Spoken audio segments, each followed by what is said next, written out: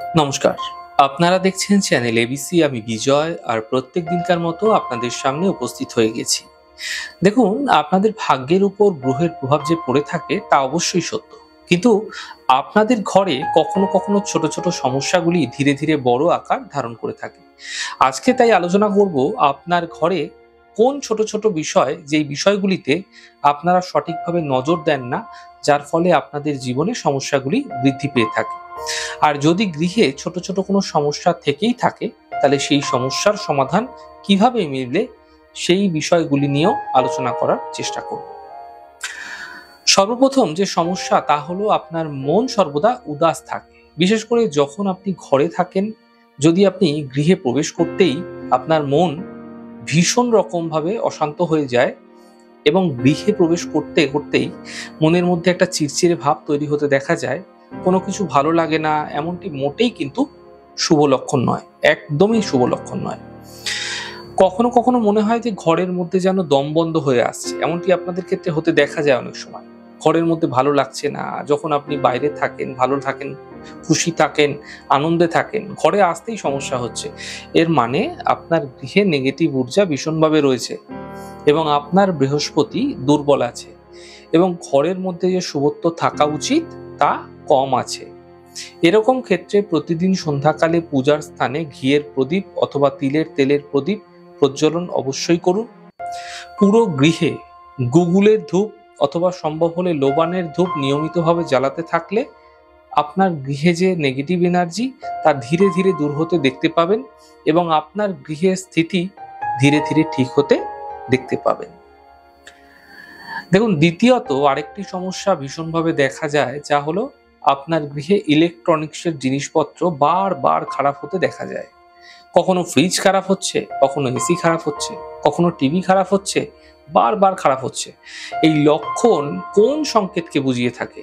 দেখুন, যদি আপনার গৃহে ইলেকট্রনিক্সের জিনিসপত্র বারবার ধরে খারাপ হচ্ছে, তাহলে আপনাকে বুঝতে হবে আপনার জীবনে রাহু খারাপ হতে চলেছে, যার ফলে রাহুর দুষ্প্রভাব, অশুভ প্রভাব আপনার জীবনে পড়তে শুরু করছে, যার ফলে দুর্ঘটনা, অ্যাক্সিডেন্ট ধীরে ধীরে বৃদ্ধি পেতে আপনি দেখতে পাবেন আপনার জীবনে। সর্বদা কিছু না কিছু লেগেই থাকবে। যদি সমস্যা থেকে আপনি বাঁচতে চাইছেন, তাহলে আপনার গৃহের বাইরে একটি লাল রঙের স্বস্তিক অবশ্যই লাগান। ঘরকে সর্বদা পরিষ্কার পরিচ্ছন্ন রাখার চেষ্টা করুন, বিশেষ করে টয়লেট, বাথরুম। নোংরা জিনিসপত্র গৃহে জমিয়ে রাখবেন না, এতে রাহুর যে দুষ্প্রভাব তা কম হতে দেখতে পাবেন। দেখুন, গৃহে তৃতীয় যে বিশেষ সমস্যা তা হলো বারবার পরিবারের মানুষদের মধ্যে কোনো কারণ ছাড়াই ঝুট ঝামেলা লেগে থাকে। মা বাবার সঙ্গে সমস্যা, ঝঞ্ঝাট, সন্তানের সঙ্গে, সন্তানদের সঙ্গে, পিতার সঙ্গে ঝঞ্ঝাট, বড়দের সঙ্গে ঝঞ্ঝাট, স্বামী স্ত্রীর মধ্যে কিছু না কিছু ঝামেলা লেগেই রয়েছে। আপনার গৃহে যদি এমনটি হচ্ছে, এমন ক্ষেত্রে কি করা উচিত? দেখুন, যদি ঘরের মধ্যে ছোট ছোট বিষয়কে কেন্দ্র করে ঝুট ঝামেলা লেগে রয়েছে, অথবা কখনো কখনো এমনটি হয়ে থাকে কি বাদ বিবাদ এত বড় হয়ে যায় যে সম্পর্ক ভেঙে যেতে পারে, গৃহের সদস্যদের মধ্যে এমনটি হতে দেখা যায়, তাহলে আপনাকে মাথায় রাখতে হবে আপনার গৃহে মঙ্গলের যে স্থিতি তা ঠিক নেই।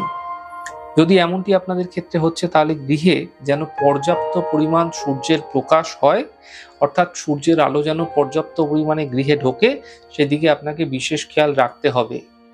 শনিবার সন্ধ্যাকালে গৃহে আপনারা সকালের দিকে হলে ভালো হয়, সকলে মিলে কি করবেন, সুন্দরকাণ্ড রামায়ণের পাঠ করুন। যদি একান্তই শনিবার সকালে হচ্ছে না, তাহলে সন্ধ্যাকালে করতে পারেন, সকলে মিলে করবেন গৃহের যারা রয়েছেন। যদি একান্ত দেখা যাচ্ছে আপনার বাড়িতে 10 জন রয়েছে, সবাই করছে না, তো 5 জন আছে, 5 জনই করুন। এমনটি করে যেতে পারলে গৃহের মধ্যে যে অশুভ মঙ্গলের কারণে যে অশান্ত পরিবেশ তৈরি হয়েছে তা ধীরে ধীরে সমাপ্ত হতে আপনারা দেখতে পাবেন। দেখুন, কখনো কখনো গৃহে এমনটি হয়ে থাকে যে বাচ্চা কোনো কারণ ছাড়াই কাঁদতে থাকে।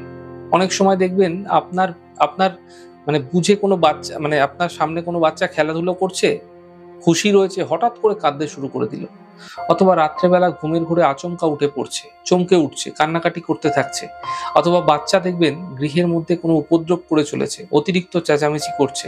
দেখুন, ছোট বাচ্চারা কম বেশি দুষ্টুমি করেই থাকে, কিন্তু অতিরিক্ত উপদ্রব করছে, চেঁচামেচি করছে, এর মানে গৃহে চন্দ্রের যে স্থিতি তা কিন্তু ঠিক নেই। এরকম সময়কালে আপনারা ঘর যখন মুছছেন, তখন সুগন্ধি কোনো দ্রব্যাদি জলে দিয়ে ঘর মুছতে পারেন।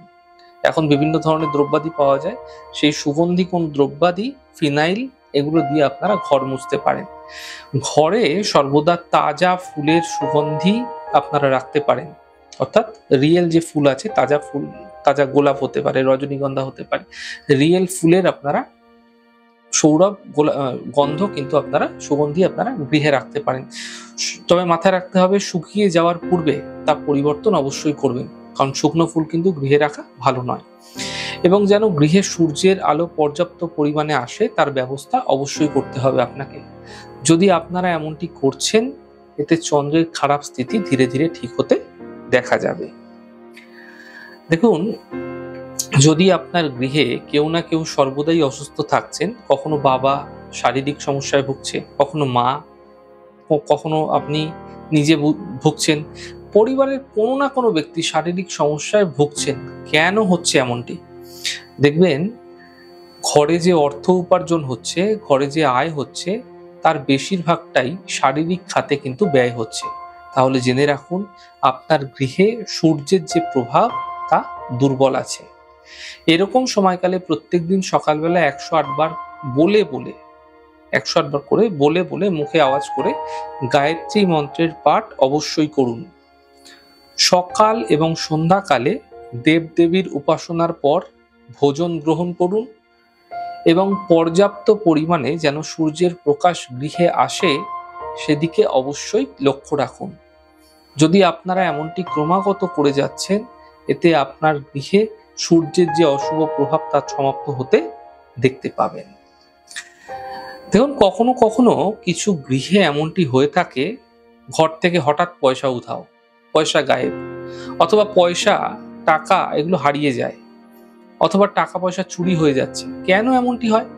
দেখুন, যদি আপনার অর্থ ঘর থেকে হঠাৎ করে গায়েব হয়ে যাচ্ছে, আপনার অর্থ হারিয়ে যাচ্ছে, চুরি হয়ে যাচ্ছে, অর্থাৎ অর্থের যে কোনোভাবেই হোক হানি হচ্ছে, বারবার ধরে হচ্ছে, তাহলে বুঝতে হবে শনির যে দুষ্প্রভাব তা আপনার গৃহে বৃদ্ধি পাচ্ছে এবং শনির যে স্থিতি তা ঠিক নেই আপনার গৃহে।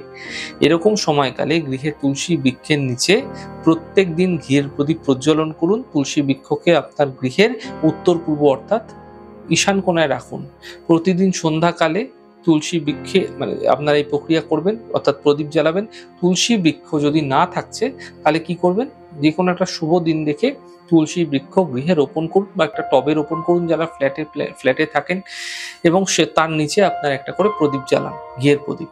এবং যে কোনো অর্থ আপনি উপার্জন করছেন, তা থেকে সামান্য কিছু অর্থ নির্ধনকে শনিবার শনিবার দান করতে থাকুন। এতে শনির যে স্থিতি আপনার গৃহে খারাপ রয়েছে তা কিন্তু ধীরে ধীরে ঠিক হতে দেখতে পাবেন। আমাদের এই ছোট ছোট আলোচনা আপনাদের কিরকম লাগছে অবশ্যই কিন্তু লিখে জানাবেন। যদি ভালো লেগে থাকে সেক্ষেত্রে লাইক করতে, কমেন্ট করতে, সাবস্ক্রাইব করতে এবং শেয়ার করতে বন্ধুদের সঙ্গে ভুলবেন না। অনেক ভালো, সুন্দর, সুস্থ থাকুন। আগামী পর্বে দেখা হবে।